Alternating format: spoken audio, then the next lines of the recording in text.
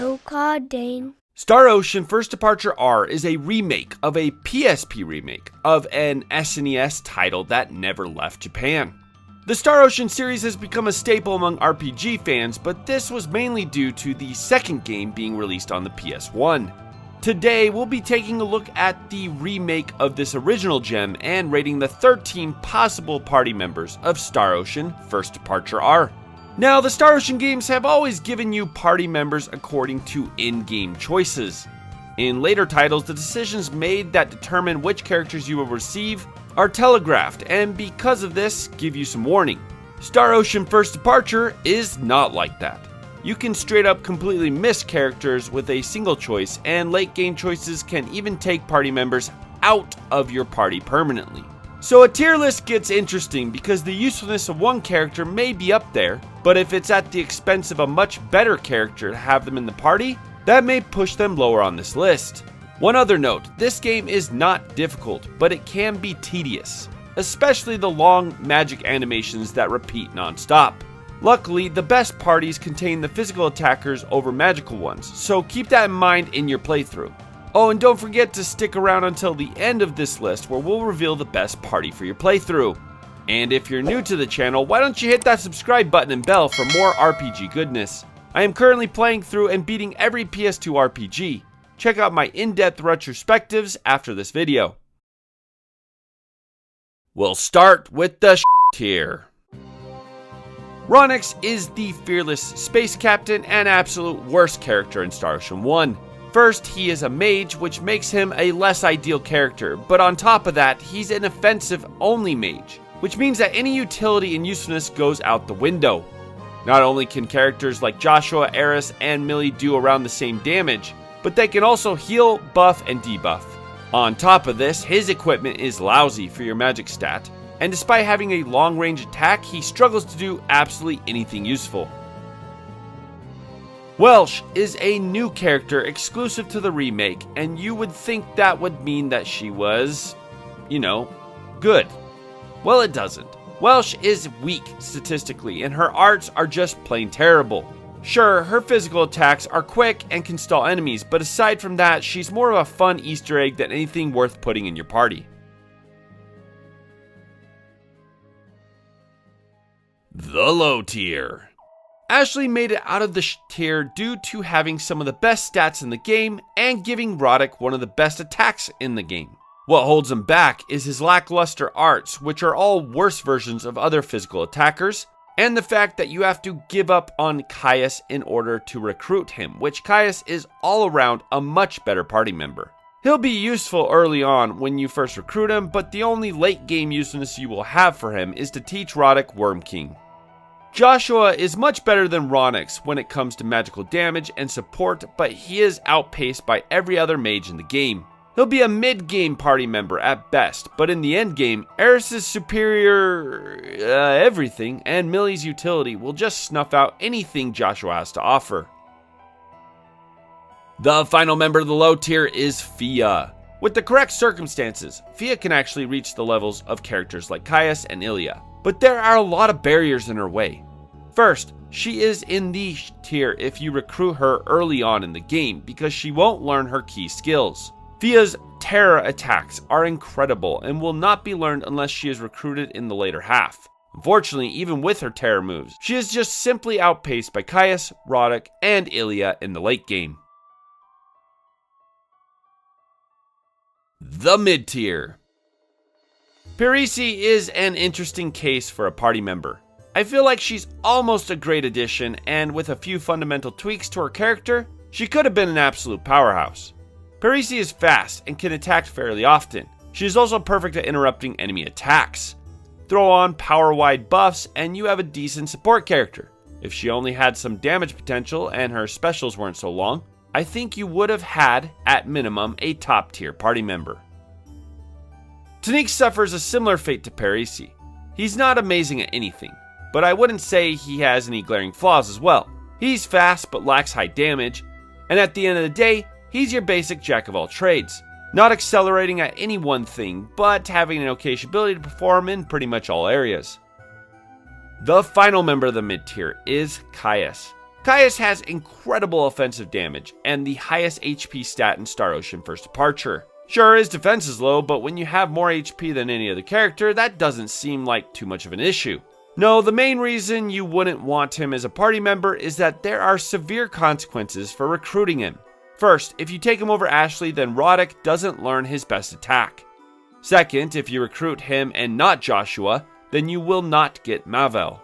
Both of these characters are the best in the game, and if recruiting Caius means missing out on them, then at the end, he's almost not worth it.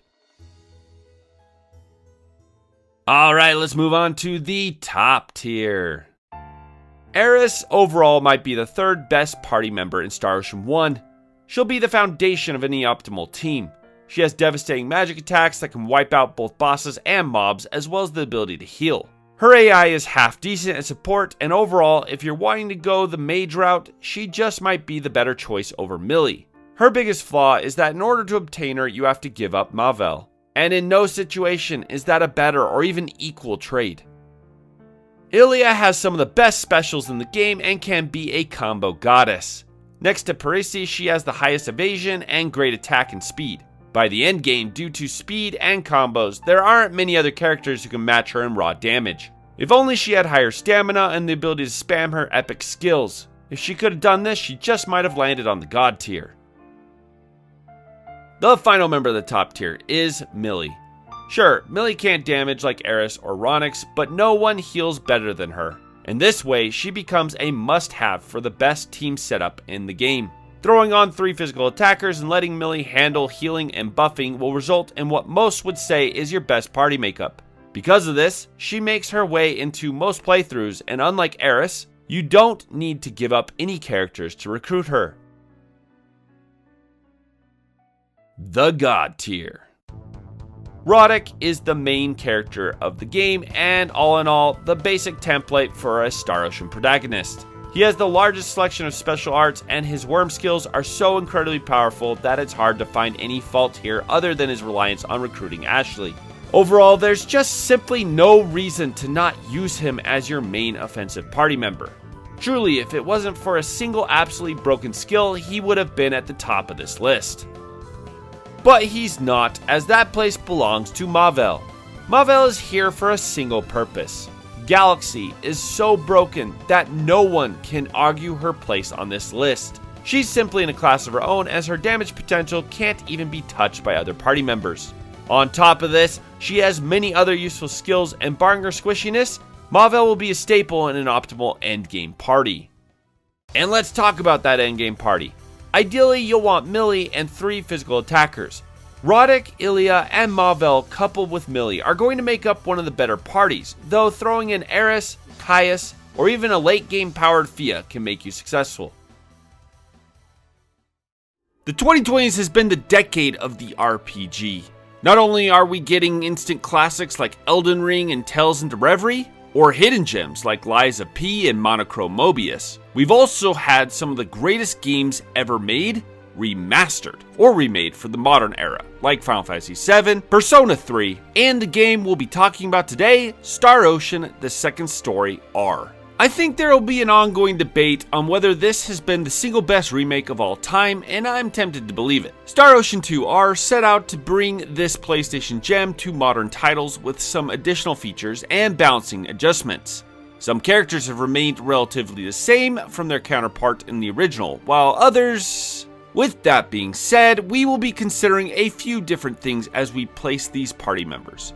We'll be mainly looking at accessibility, including recruitment criteria, skills and abilities, effectiveness as an AI and manual controlled party member, as well as their individual abilities to absolutely break this game. A quick note, when looking at tier lists, it is always important to find a second opinion. While doing research, I ran across this video from Solus and Dread. They do a great job in this video, and though my opinions differ from theirs, I'd say it's still worth your time to take a look at it. I hope you enjoy this list, and while you're here, why don't you subscribe and check out our perks for Patreon members in the link below. Oh, and stick around till the end for a bonus list. We'll start with the tier. Celine may be a hot mage, but unfortunately, mages in this title suffer at about the mid-game to late-game mark.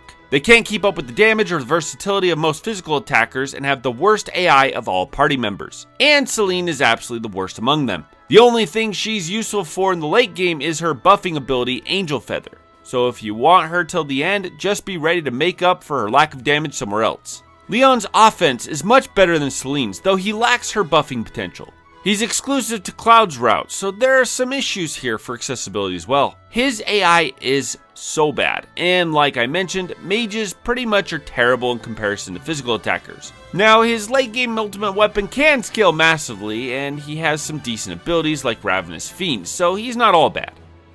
Noel is this game's attempt at a jack of all trades, and he pretty much fails in all aspects. He can't buff as well as Celine, he can't heal as well as Reyna, and he is outdamaged by Celine and Leon.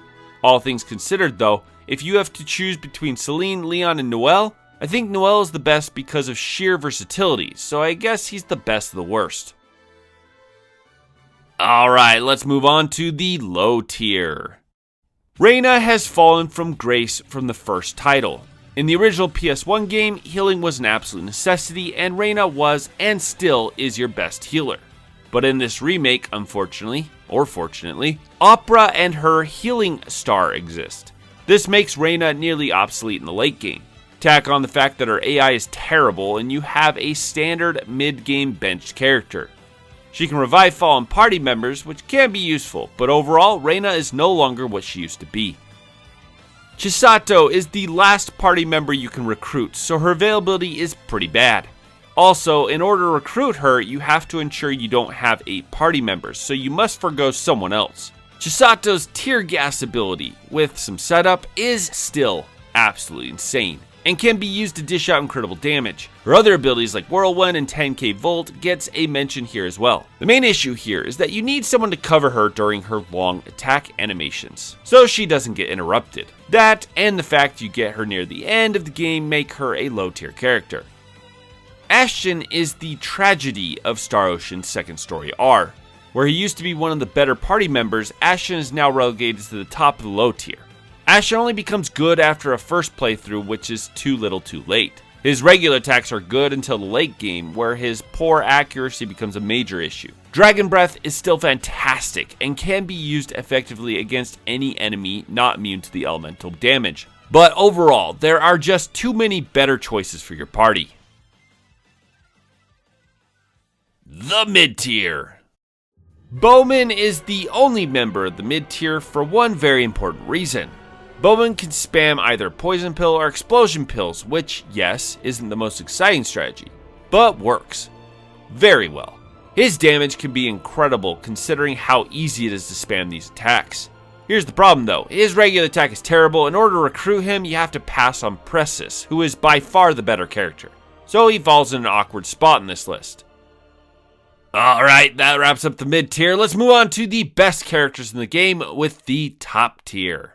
Ernest is incredible at stun-locking enemies with Thousand Whips, Sonic Whip, Spiral Lash, and Bed of Roses. Broken Heart is incredibly spammable and rockets his damage, and due to his incredible accuracy, he is a reliable late-game damager. But compared to the remaining members of this list, he isn't nearly as good. What keeps him out of the mid-tier though is the fact that he is recruited alongside Opera, who is one of the best characters in the game. Diaz is here strictly because in the late game, his usefulness and damage rocket him up. He has one of the safer strats in the game, spamming Air Slash, which will do incredible damage while keeping him out of range of most enemies. On top of that, he has great accuracy, comparable to Ernest, and though he won't be pushing out the most damage, he'll probably be doing the most consistent damage. I'd say that Diaz's biggest fault is that he's exclusive to Reyna's route, which is the least beneficial to choose both in gameplay and story. Claude is as consistent a character as they come. He'll be useful from beginning to end. Dragon Howl and Ripper Blast do some incredible damage, and with the help of Eternal Sphere, he becomes a stun-locking machine. If you can manage to get the Eterna early, you will absolutely break this title. Claude's greatest downfall is his accuracy in the late game, which makes it so you need to stick with weaker equipment that buffs that accuracy. Overall though, Claude is solid and recommended for any playthrough. The God tier. Pressus is part of a game-shattering strategy and is your single best mid-range fighter. She's here for locking down enemies so that other party members like Opera, Welsh, or Chisato can dish out their best attacks, and for canceling enemy attacks. Aside from Opera, she is one of the safest characters with many attacks that keep her out of range while dishing out mid to top tier damage. She has high accuracy, high evasion, and many moves that can hit nearly the entire battlefield, making her one of the single best late game characters in Star Ocean 2 Remake. Opera is also one of the best characters in this title. She's not only the second best healer in the game, but can break enemies with Gravitational Sphere. She can dish out damage with Tracking Plasma and Alpha Clip. Oh, and did I mention she does all of this from long range, making her one of the safest characters in your party. She's pretty terrible when you first recruit her, but once she learns Healing Star and can replace Reina, she will only get better from there. Overall, Opera is the most versatile party member in Star Ocean 2 Remake, and is an absolute staple for any endgame team. Welsh's Slappity Slap is the single highest damaging move in this title. It's really as simple as that. Yes, Pressus and Opera are safer due to their range, and yes, Welsh is optimal with a team of male characters. But overall, the fact that her damage output is double, sometimes triple anything any other party member can do just makes her incredibly broken. The fact that she can stun lock enemies and even has a few long range attacks is just the icing on top. Welsh is broken, and in the hands of a veteran player is the single best party member in Star Ocean Second Story R. The Star Ocean series has always been one of those ideas that we just can't seem to let go of. This series has had longevity not through innovative gameplay or groundbreaking graphics, but through theme. Traditional fantasy adventure with sci-fi motifs just seems like too good an idea to pass up, and there is no game more infamous and divisive in the series as its third installment, Till the End of Time. Star Ocean has always had an interesting mechanic where the party members who join you are based off of decisions made throughout your playthrough. Oftentimes, you can't obtain every character in one playthrough. The endgame will be a compilation of all your decisions, so character selection is pivotal. You can take control of one while the AI controls the other two party members. The AI in this game is notoriously bad, go figure, so party members whose AI excels in combat will rank higher. We'll also be considering stats, timing of recruitment, and overall usefulness throughout the game, but at the end of the day, the best team for the endgame is the goal. So let's get started with the tier. Alright, we'll start with Roger's positives. You recruit him early and his skills can be quite useful. Stun locking is important in combat and Roger does a fairly good job at it. But Roger's ultimate issue is that he just won't keep pace through mid and endgame. There are just too many superior characters at that point, and he has no particular strength that another party member doesn't share. Next on the tier, though debatably could be on the low tier, is Adre. Adre can heal and joins the party at a high level. His skills aren't very useful in the early game, but I guess they do get better as you go through your playthrough, though the elemental disadvantages can be cumbersome. The major issue here is that out of every party member in the game, he's the easiest to disrupt, making most of his strengths obsolete. He competes with Sophia in support, but an aggressive strategy will always be the best strategy in Star Ocean 3. The low tier. First on the low tier is Mirage. Mirage is often cited as a lesser Cliff, or Cliff with boobs, I guess, but that's not true. Cliff joins early and Mirage is one of the last characters you will receive. Her skills and combos are pretty bad until the later levels, and aside from her Infinity Kick being slightly better than Cliff's, all her other skills fall short. Because she is a somewhat tanky offensive character, she didn't land on the tier, but ultimately there is no reason to use her over Cliff aside from personal preference. Pepita is going to be a controversial placement. I know many of you are reading comments about her dances, and yes, power dance can be highly effective in battle, but ultimately, she's a lesser Sophia with short-range attacks, low defense and damage, and highly situational skills that end up not being useful for the majority of your playthrough. If you're using her correctly and want to pour in a lot of time and resources, you can coax a lot of damage from this little girl, but why do that when you have party members like Maria, Nell, and Cliff? The final member of the low tier is Sophia. Like I said earlier, a support and defensive focused team is not going to be as effective as a tanky offensive team, but if you're going that route, Sophia is a good choice. That is, if you're okay with gaining her late in the game and having to grind out levels to get her up to where your other characters are at. Sophia is also incredibly squishy and struggles to stay alive during intense fights. The big reason why she was placed above characters like Pepita and Mirage is her stun lock abilities and magical damage. If used right, she can almost compete with Cliff in stun lock capabilities. Her magical damage won't reach the levels of Maria or Nell, but she can get close. The mid-tier. Albel, like Pepita, is going to be another controversial placement. In fact, this whole list might be controversial.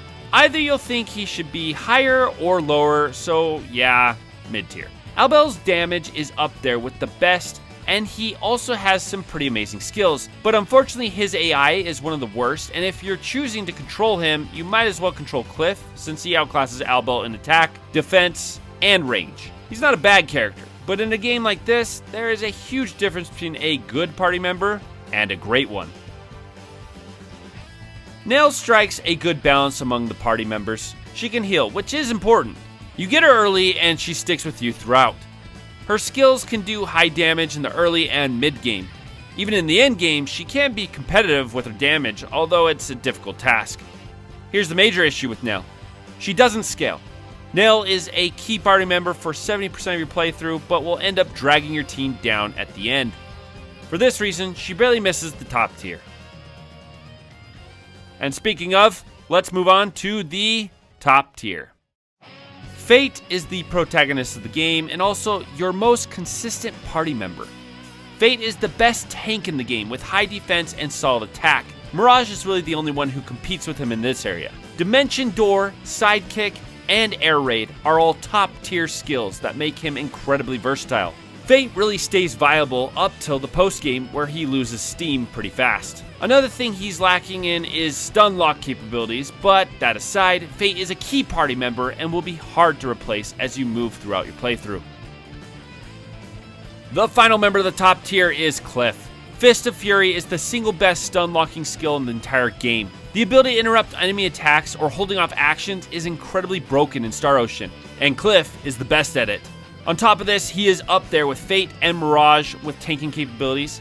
His attack competes with both Fate and Albel, and well, ultimately, he just doesn't have any flaws. He isn't as completely broken as our God tier candidate, but hey, every tier list needs a second place. The God tier. The only bad thing I can say about Maria is that she doesn't have the stun locking capabilities of Cliff. Really, no one does. But what she does have is the highest, most consistent long range and short range damage throughout the entire game, supportive skills, the best sidestep allowing her a massive window of invincibility, and with the right setup, can be a beast magic tank.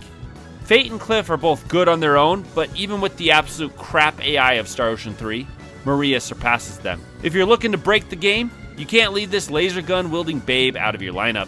And that's my list. If it's not evident already, the best party would be Maria, Cliff, and Fate. Take control of either Cliff and Fate, or if you're really wanting to be unfair, Maria. Star Ocean The Last Hope is good. I think it's considered a decent entry in the Star Ocean series, but I'm unsure if it's ever considered a fan favorite. The story is okay, and the character design has that uncanny doll-like look that most of the 3D Star Ocean games share. However, the battle system is a peak of the series. Today, we're examining the 9 playable party members of Last Hope.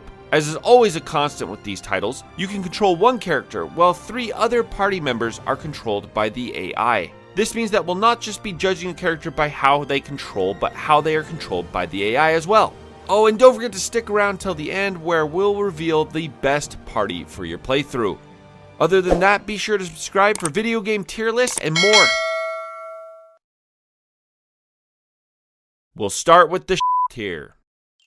FaZe is a physical and magical hybrid character. Because of this, he is neither a good physical DPS or a magical one. Overall, this leaves him relatively useless, but the final nail on this green-haired wonder's coffin is the fact that he is unavailable for the second half of your playthrough, and can only be with the party during New Game Plus, making him the least accessible of the bunch.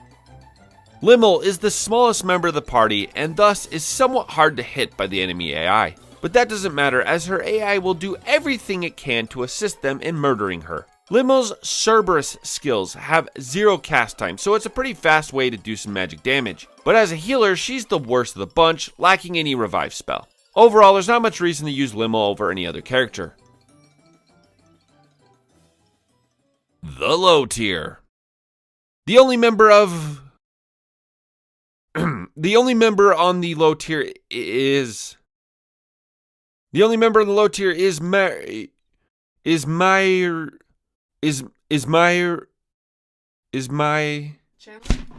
Next on the low tier is Myuria, the bodacious babe whose gravity-defying boobs are about the best thing she contributes to your party. Though Myuria can fast cast, as a healer she is completely outpaced by Sarah. This is mainly due to Myuria's lack of buff spells. Her AI is by far better than Limel's, and she has a revive spell on top of it. Also, by spamming ice needles you can dish out decent elemental damage. Other than that though, almost every other party member in the game is better. The mid tier. First on the mid tier is the Mega Man wannabe Bacchus. Bacchus excels at mob battles and is useful in most regular encounters. He can wipe out crowds and his jump attack can stun enemies, though all of this comes at the cost of not being very good at single target damage. This makes him less than ideal in boss battles. On top of this, unlike Edge, his AI is complete garbage, leaving him to be a situational fighter at best.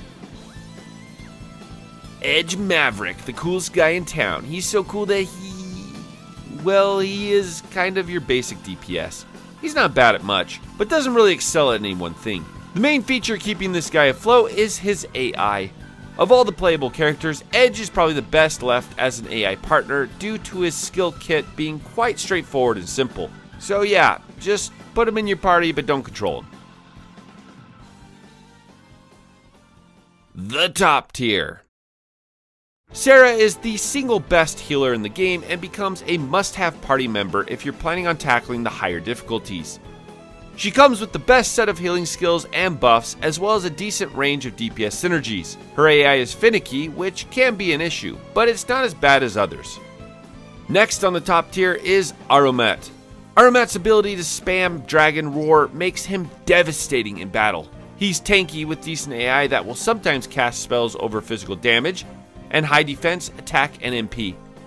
Once given his ultimate weapon, he will absolutely demolish any enemy that isn't immune to earth damage.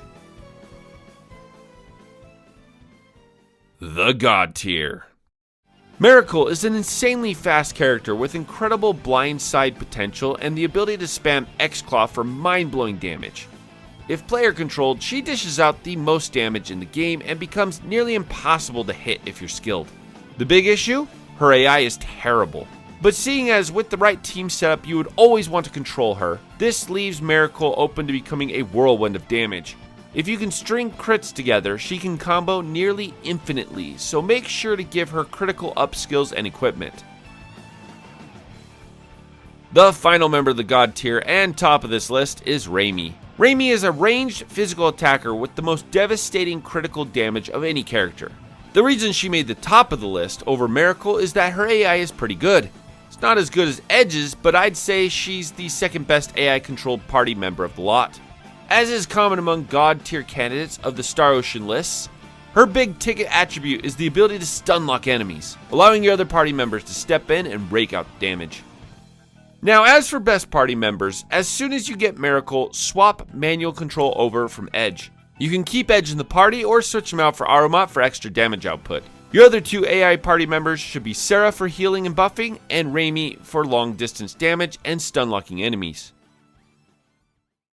Today we're tackling the worst and only Star Ocean title left to rank, Star Ocean Integrity and Faithfulness. This is the 5th entry in this sci-fi fantasy series and has been universally panned by both players and critics. The main reason this is considered to be one of the worst in the series is its lackluster story, terrible characters, and lack of any cutscenes. Overall, it's just an uninspired title. In Star Ocean 5, your party is comprised of every party member, so party composition really isn't a thing. This means that today we're asking ourselves, who should you control in Star Ocean Integrity and Faithfulness? Now, as is my rule with terrible games, the most valuable resource you have is time. So we're looking at which character helps us get through the game the fastest. We're considering stats, attack power and animation, support, and the ever important rolls, which happen to be the only redeemable feature in this title. Hey, and while you're here, be sure to subscribe and check out our perks for Patreon members.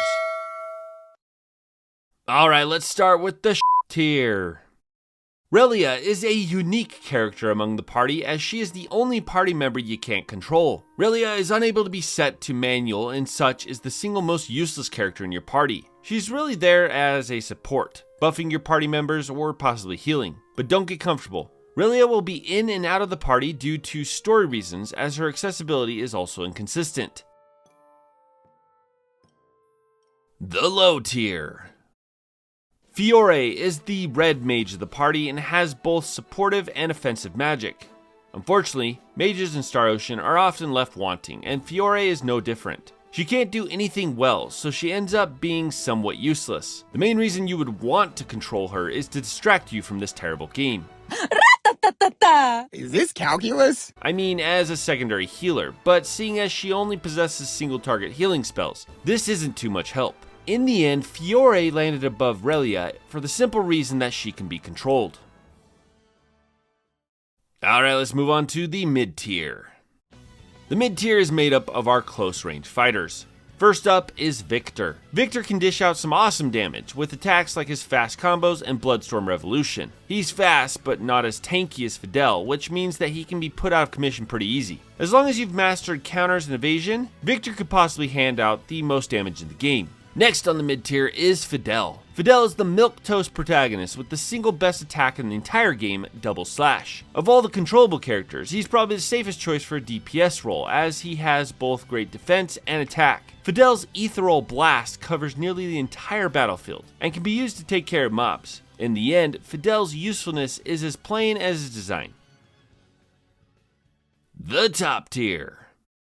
Long-range characters have always been fairly busted in Star Ocean titles, but Emerson may be one of the worst. That being said, he still falls on the top tier. Some might argue that Fidel and Victor are better, but you just can't ignore Emerson's range despite his terrible damage. Emerson can skirt the battlefield, staying out of range of most enemies and pelting them with attacks. Sure, it's not the flashiest strategy, but it has always been effective. The God tier. Remember when I said that getting through the game quickly was the main measurement here? Well, no one has better AoE damage, versatile attacks, and all-around usefulness than the goddess herself, Anne. Not only does she have the best design in the game, her shockwave is an incredible attack, easily hitting the damage cap of Star Ocean 5. On top of this, her attack Hammer of Might devastates clusters of enemies. Throw on some attack-focused rolls and Anne becomes a DPS god. The final member of the God tier and top of this list is Miki. Miki is essentially your only true healer in this title, but if combined with certain roles, Miki can make your entire team unkillable. Once you've obtained this setup, there isn't a single enemy in the game that can defeat your team, no matter the level or build of the other party members. This is made possible via the roles Dead Man Walking, which slowly drains your health but enemies are unable to damage you, and Holy Mother, which essentially makes Miki infinitely able to heal and regenerate mana. At this point, all you have to do is spam your healing spells and you're good. But my main point is that Miki is far and above the best character in the game, and if controlled in the late game, she makes your party immortal. Today we're going to be talking about the newest, and in my opinion, the best Star Ocean in the series, the Divine Force, or Star Ocean 6. Star Ocean 6 dropped out of nowhere, and I, like many others, were not too excited to play it, as the previous title may possibly have been one of the laziest attempts at an RPG since Sonic Chronicles. But then the trailers came out showing dynamic gameplay and exploration, and I think many of us thought, Then Elena's character was introduced. We'll be discussing which party member is best in Star Ocean 6. There are 8 characters to choose from, with 2 extra party members whose recruitment is based off of which MC you chose at the beginning of the game. Like all previous titles, Star Ocean 6 is an action RPG where you take control of a single party member while an AI controls the remaining 3 in your party. Every character is better as a controlled party member, but there are some that make a better AI companion than others. The best strategy for an AI is to limit their skill selection to 1 or 2 of their best skills. This way, the AI has to use them. Another factor to consider is builds. You have 3 main builds in the game: short range, long range, and magic. Magic can be devastating, but long range physical attackers end up being one of the better builds when it comes to the harder difficulties. Finally, be sure to stick around till the end where we'll discuss the best endgame party as well as a bonus list. So let's jump into the tier. The undisputed worst character in the game is the mechanical samurai JJ. JJ is an exclusive bonus character to Raymond's route and is acquired in the final hours of the game after an obscure quest. Almost 90% of his skill tree is based around counter skills, making him a pseudo tank that is expected to take damage. To use him optimally is very difficult, and even if done properly, he still isn't that good. To add insult to injury, JJ has the worst AI next to Malkia and must be controlled. Theo is the second optional character that is exclusive to Letitia's route. Unlike JJ, you do get access to him sooner, and he's average. Nothing too special here. He is a respectable mid-range fighter with some confusing skills that scale with intelligence instead of strength. The reason he barely beats out JJ is that he makes one of the better AI companions in Star Ocean 6. But even with that, he's still just the worst version of Raymond. The low tier. Malkia may suffer the worst from terrible AI than any other character. Due to her unique skill set of canceling out casting time, Malkia is just better if controlled. She can be built into a halfway decent mage or mid-range attacker, depending on your preference. But if left as an AI companion, you might as well switch her out for someone else. The mid-tier. The first member of the mid-tier is Midas. Midas is a bona fide caster with epic spells that devastate mobs. He also is a beefcake. Midas has the Spicule spell, which is the best spell in the game. Spamming this attack will simply melt enemies down. But the best part of Midas is that if set as an AI partner and only given the Spicule spell, he will almost be just as effective as if you were controlling him. Next is Raymond.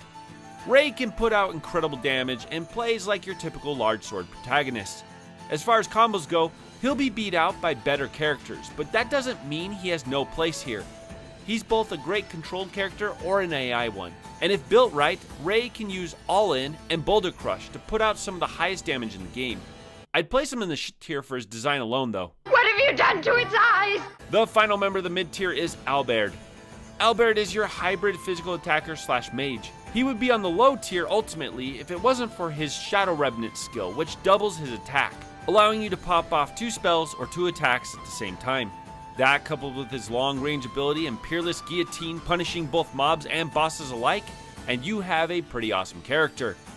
Albert stands as a very safe choice for your party as you get him early, his AI is halfway decent, and he has no glaring faults overall.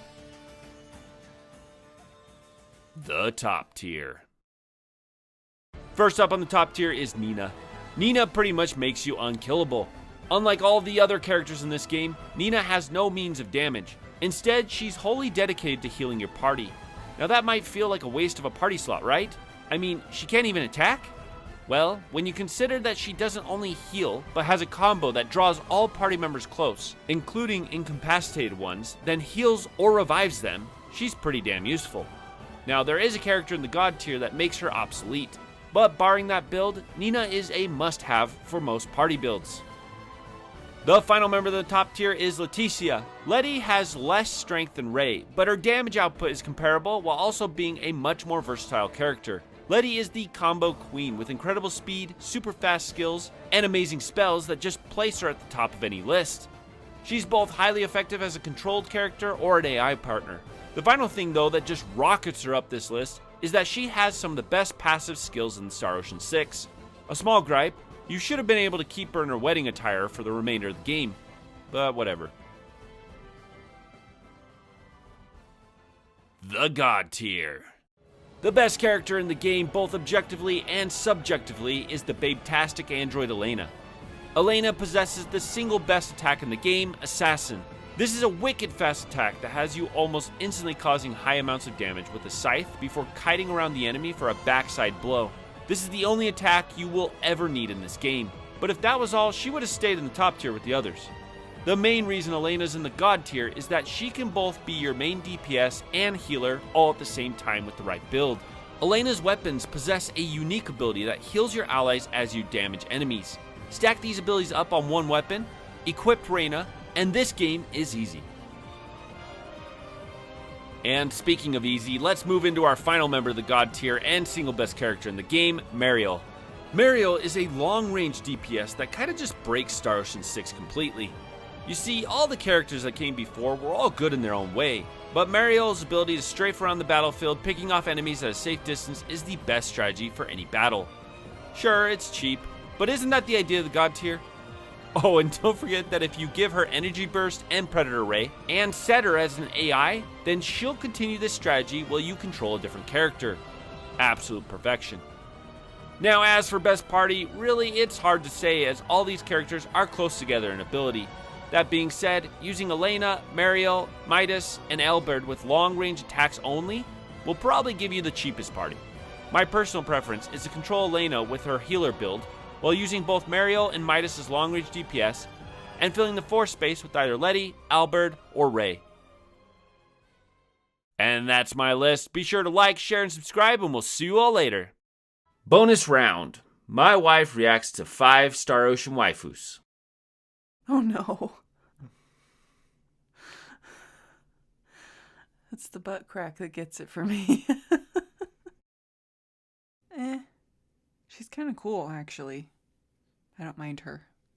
Yeah. She's got a third eye. Oh, she does. You know, it's not on her boobs. I feel like that's points for her. Oh dear. Oh no.